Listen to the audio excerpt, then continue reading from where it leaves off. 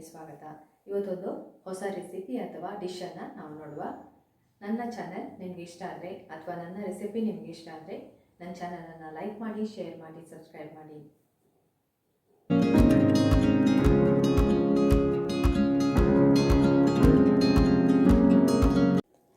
ಮರಗೆಣಸನ್ನು ತಗೊಂಡಿದ್ದೇನೆ.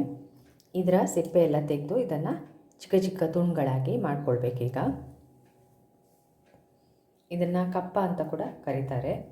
ತುಂಬ ರುಚಿಯಾಗಿರ್ತದೆ, ತುಂಬ ಹೆಲ್ದಿ ರೆಸಿಪಿ ಇದು. ಟಾಪಿಯೋಕೋ ಅಂತ ಕೂಡ ಕರೀತಾರೆ ಇಂಗ್ಲೀಷಲ್ಲಿ.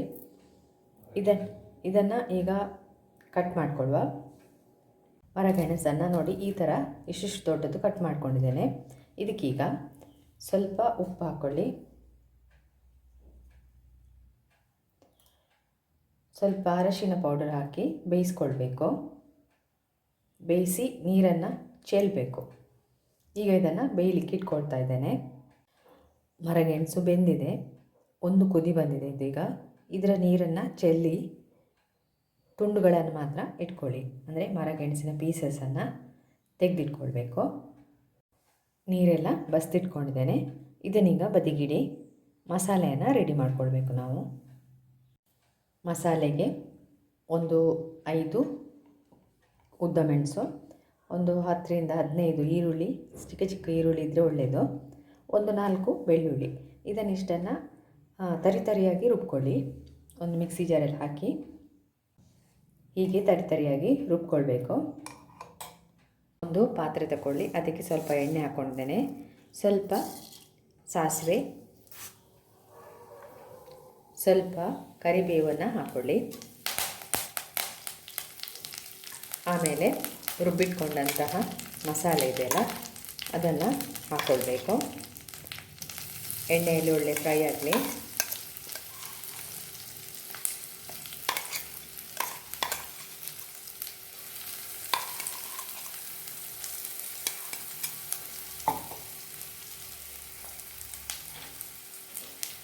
ಇದನ್ನು ಚೆನ್ನಾಗಿ ಫ್ರೈ ಮಾಡಿಕೊಳ್ಳಿ.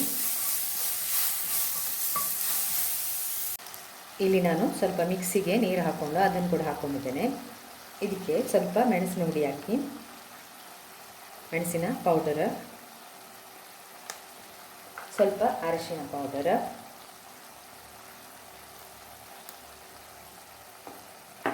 ಮತ್ತು ಸ್ವಲ್ಪ ಉಪ್ಪು ಸೇರಿಸ್ಕೊಳ್ಬೇಕು. ಸ್ವಲ್ಪ ಹಾಕ್ಕೊಳ್ಳಿ, ಬೇಯುವಾಗ ಹಾಕ್ಕೊಂಡಿದ್ದೇವೆ. ಸ್ವಲ್ಪ ಉಪ್ಪು ಎಲ್ಲವನ್ನು ಚೆನ್ನಾಗಿ ಮಿಕ್ಸ್ ಮಾಡ್ಕೊಳ್ಳಿ. ಈಗ ಇದಕ್ಕೆ ನಾವು ಬೇಯಿಸಿಟ್ಟ ಮರಗೆಣಸನ್ನು ಹಾಕೋಬೇಕು.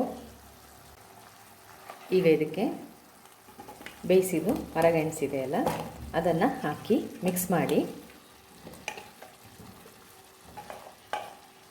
ಚೆನ್ನಾಗಿ ಮಿಕ್ಸ್ ಮಾಡಿಕೊಳ್ಬೇಕು. ಮಸಾಲೆ ಎಲ್ಲ ಮಿಕ್ಸ್ ಆಗಲಿ.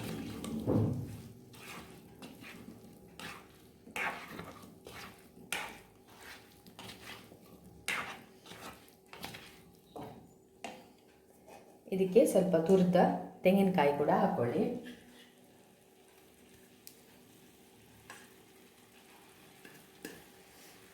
ಬೇಕಾದರೆ ಉಪ್ಪನ್ನು ಸೇರಿಸ್ಕೊಳ್ಬೋದು, ನೋಡಿಕೊಂಡು ಹಾಕಿ.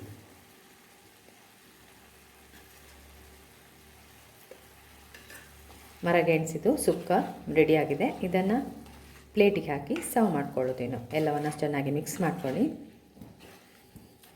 ಇದನ್ನು ಪ್ಲೇಟಲ್ಲಿ ಹಾಕಿ ಸರ್ವ್ ಮಾಡಿಕೊಳ್ಳುವ. ಮರಗೆಣಸಿನ ಸುಕ್ಕ ರೆಡಿಯಾಗಿದೆ. ಇದನ್ನು ಟ್ರೈ ಮಾಡಿ. ನಾವು ಯಾವಾಗಲೂ ಇದನ್ನು ಬ್ರೇಕ್ಫಾಸ್ಟಿಗೆ ಮಾಡ್ಕೊಳ್ತೇವೆ. ತುಂಬ ಸುಲಭವಾಗಿ ಮಾಡ್ಬೋದು, ಬೇಗ ಕೂಡ ಆಗ್ತದೆ. ಹೆಲ್ತಿ ರೆಸಿಪಿ, ತುಂಬ ಹೆಲ್ತಿಗೆ ಒಳ್ಳೆಯದು. ಇದನ್ನು ಟ್ರೈ ಮಾಡಿ. ಏನಾದರೂ ಕಮೆಂಟ್ಸ್ ಇದ್ದರೆ ಅದನ್ನು ಕಮೆಂಟ್ಸ್ ಬಾಕ್ಸಲ್ಲಿ ಹಾಕಿ ವಿಡಿಯೋವನ್ನು ಶೇರ್ ಮಾಡ್ಕೊಳ್ಳಿ. Thank you.